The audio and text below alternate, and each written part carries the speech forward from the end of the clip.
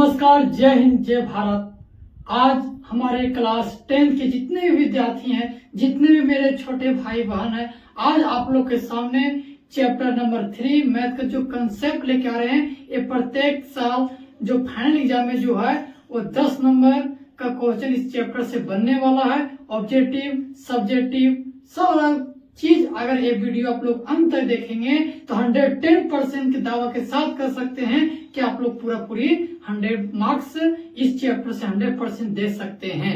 चलिए वीडियो बनते हैं, एक करके स्टार्टिंग से पॉइंट बाय पॉइंट समझेंगे।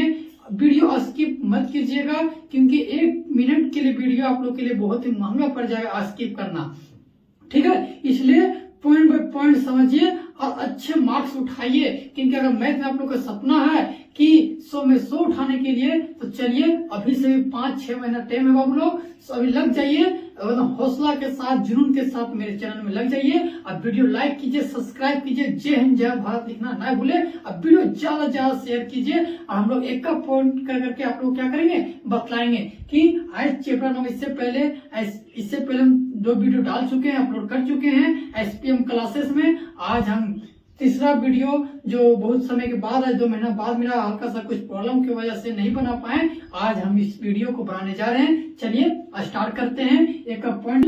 सबसे पहला चैप्टर 1 जो है वो क्या बोल रहा है, ध्यान दीजिए। 2 चर वाले रेखीय समीकरण। चैप्टर पर समझिए, हेडिंग समझिए कि 2 चर वाले रेखीय समीकरण क्या होता है। सबसे पहले समझिएगा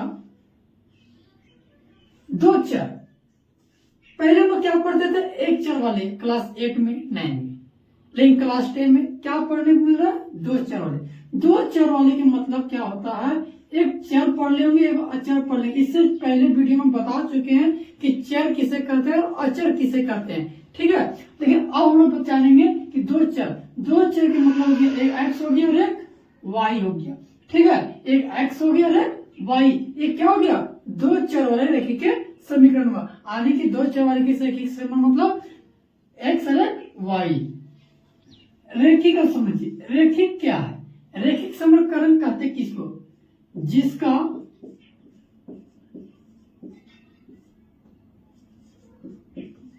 घात कितना हो, 1 हो। आने की जिसका पावर 1 हो, जैसे कि मान लीजिए इसका कोई पावर नहीं है तो 1 ही मान लेंगे, इसीलिए इसको क्या कहते हैं, 1। जिसका घात 1 होता है उसे रेखिक कहते हैं। और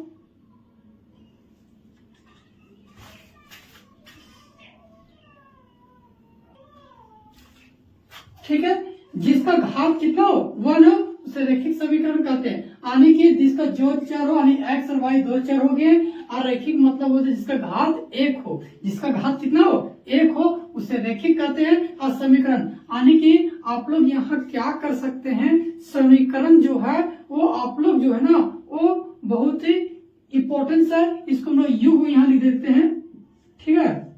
युग्म क्या होता है, तो आने की रेखीय समीकरण का जो युग्म जो होता है, आने की जोड़ना, ठीक है। क्या करना, जोड़ना। किस प्रकार से जोड़ना, देखिए 2x + 3y बराबर 6, 3x - 2y बराबर कुछ प्रकार की इसमें समीकरण रहेगा, ठीक है। यानी कि किसी प्रकार का जो समीकरण का युग्म के मतलब ही होता है जोड़ना। क्या होता है, जोड़ना, ठीक है। समझ में आ गया। इस प्रकार से हम लोग क्या जाने कि 2 चर वाले रेखीय समीकरण का मतलब क्या होता है। 2 चर के मतलब फिर से समझा देते हैं, एक होता है x और एक होता है y। और रेखिक मतलब जिसका घात कितना हो, 1 हो। और समीकरण युग के मतलब होता है जोड़ना, यानी कि इसमें 2 समीकरण देखने को मिलेगा। पहले आप लोग क्या था, 9th क्लास में 1 समीकरण मिलना पड़ता था और भी 1 चर वाले रेखीय समीकरण आता था। लेकिन इसमें क्या है कि 2 चर वाले के रेखीय समीकरण आप लोग को देखने को मिल रहा है, ठीक है। 2 चर वाले मिल रहा है और समीकरण युग्म भी बन रहा है। युग्म मतलब 2 संख्या, 2 होना चाहिए, 2 समीकरण। इस समीकरण 1 हो गया, इस समीकरण 2, तो 2 समीकरण बन रहा है ना, तो इसलिए बोला है कि 2 चर वाले रेखीय समीकरण युग्म क्या होता है ये बता चुके हैं। अब इसी के माध्यम से आगे हम लोग एक एक करके विस्तार से जानेंगे कि इसके बाद हम लोग क्या जानेंगे। तो इसके बाद हम लोग जो जानेंगे वो मेरा पॉइंट जो है आप लोग बताइएगा क्या, मानक रूप।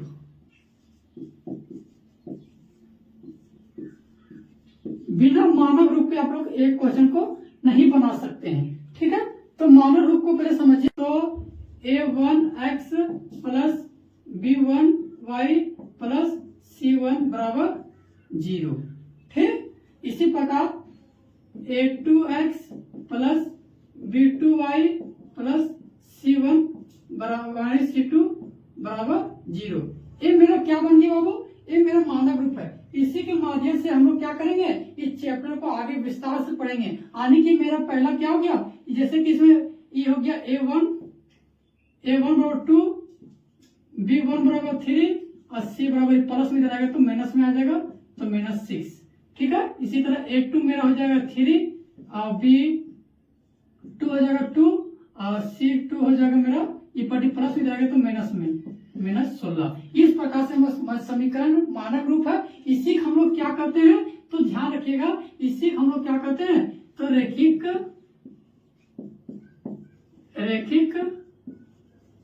समीकरण युग्म करते हैं। ठीक है, तो फिर से समझा देते हैं कि दो चर लिखे यानी एक्स और वाई होता है। ठीक है, दो चर मतलब दो चर यानी कि दो होना चाहिए, एक एक्स होना चाहिए, कोई भी संख्या में एबीसी कुछ भी रहता है तो इसमें दो मानते हैं, एक्स और वाई। ठीक है, रैखिक समीकरण जिसका घात कितना हो, एक हो, जिसका घात एक हो।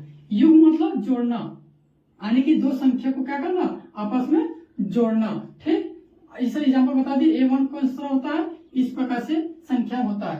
ठीक है, उसके बाद हम लोग क्या जाने, मानव रूप के बारे में जाने, a1x b1y c यानी कि प्लस c1 बराबर 0, a2 plus x plus b2 plus y plus c2 बराबर 0। ये मेरा क्या बन गया, रैखिक समीकरण युग्म बन गया। यानी कि युग्म मतलब बता चुके थे क्या होता है, जोड़ना होता है। क्या होता है, जोड़ना होता है। चलिए यहाँ तक अगर समझ में आ गया होगा तो जय हिंद जय भारत लिखना ना भूले। और हम लोग एक एक करके विस्तार से हम लोग जानेंगे कि क्वेश्चन जो है किस प्रकार से बनेगा। चलिए हम लोग अब नेक्स्ट टॉपिक की ओर जानेंगे कि समांतर रेखाएं यानी कि समीकरण जो वीवीआई पॉइंट जो है इसमें लोग किस प्रकार से पढ़ेंगे। यानी कि सबसे पहले आप लोग बता चुके हैं कि सबसे पहले मान लीजिए कि मेरा ग्राफ है। ठीक है, ग्राफ है, तो ग्राफ क्या होता है कि मान लीजिए कोई चिन्ह इसी प्रकार से है या फिर इस प्रकार से है। ठीक है, तो यानी कि एक चिन्ह है, क्या है, एक चिन्ह है, तो इसमें लोग क्या करेंगे, सरल रेखा।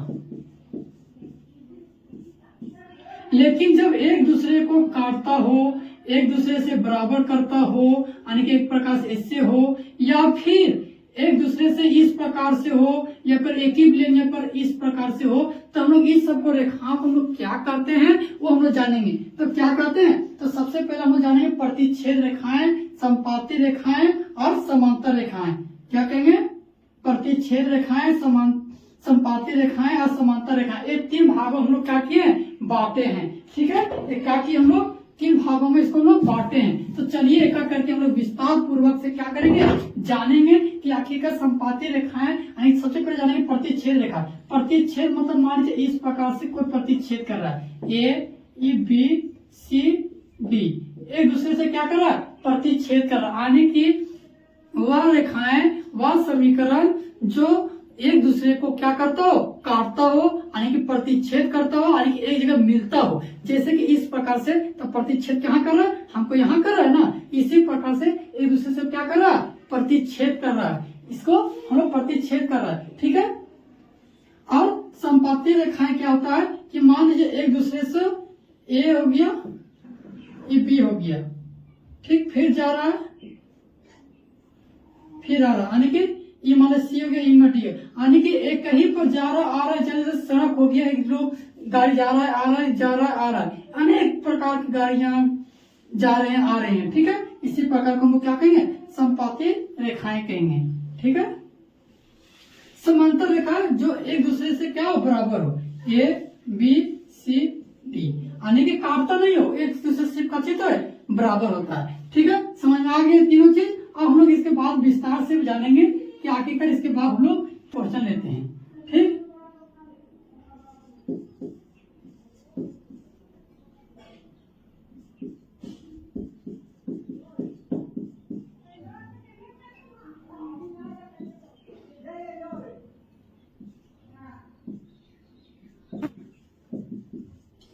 प्रकार से हम लोग क्वेश्चन लिए, ठीक है। देखिए इसको हम लोग क्या फॉर्म लिखेंगे, A2 B1 B2 C1 C2, ठीक है। तो लिखते हैं 2 3 4 5 6 - 6 क्या बराबर है, नहीं है, ठीक है। एक दूसरे जो है इक्वल नहीं है, इसको हम लोग क्या लिख सकते हैं, इस प्रकार से लिखिएगा A1 A2 B1 B2 एक दूसरे से क्या कर रहा है, आने की एक ही हल हो रहा है, यानी कि ऐसे पहचाने का ट्रिक क्या है, कैसे जानेंगे कि हमें प्रतिच्छेद रेखा है, तो एक दूसरे इस तरह लिखिएगा बटे में करके, ठीक है। अगर A1 A2 और B1 B2 इक्वल नहीं रहेगा, यानी कि दोनों बराबर नहीं रहेगा, इक्वल है नहीं ना, अगर इक्वल नहीं रहेगा तो समझ जाइएगा कौन सा रेखा है, ये प्रतिच्छेद रेखा है। ये कौन सा हल है, एक क्या लिखेगा, अद्वितीय हल है। इसको हम लोग सिंपल से बोल सकते हैं केवल एक हल हो सकता है, ठीक। ऐसे हम लोग क्या कर सकते हैं, संगत हल। कौन सा हल, संगत हल भी हम लोग कर सकते हैं, ठीक है। चलिए अब हम लोग जानेंगे समपाती रेखाएं क्या है। समपाती रेखाएं जो होती है वो क्या होती है, 2/4, जैसे कि एग्जाम्पल लेते हैं, सॉरी 2x + 3y + 4 बराबर 0, 4x + 6y + 8 बराबर 0। इस प्रकार से हम लोग क्या कर दिए, क्वेश्चन ले लिए, ठीक है। तो 2/4 यानी कि कटिंग होगा, देखिए 1 2 1 2 1 2 यानी कि 1 हो गया ना, यानी कि एक दूसरे को कच्चे ये कर रहा है, बराबर है। तो जब भी एक दूसरे के साथ बराबर रहेगा तो समझ जाइएगा ये कौन सा रेखा है, समपाती रेखा है। जैसे कि A1 A2 B1 B2 C1 C2 इस प्रकार से सबका चलेगा, बराबर रहेगा। इसमें से क्या लिखेगा, अनेक हल है। ये कौन सा हल है, अनेक हल है, ठीक है। इसको याद कर लीजिएगा, ये आप लोग को ऑब्जेक्टिव में काम आने वाला है, ठीक है। ये भी मेरा कौन सा हल है, संगत हल है। ये मेरा कौन है, संगत हल है, ठीक। चलिए यहां तक आप लोगों को क्लियर हो गया होगा। अब हम लोग नेक्स्ट टॉपिक ले जाएंगे समांतर रेखाएं। समांतर रेखाएं क्या है, एक दूसरे के बराबर है, सिर्फ कट्टर छट्टा नहीं, सिर्फ बराबर रहेगा, ठीक है। समांतर रेखा है, जैसे कि इसका भी हम लिखते हैं एग्जाम्पल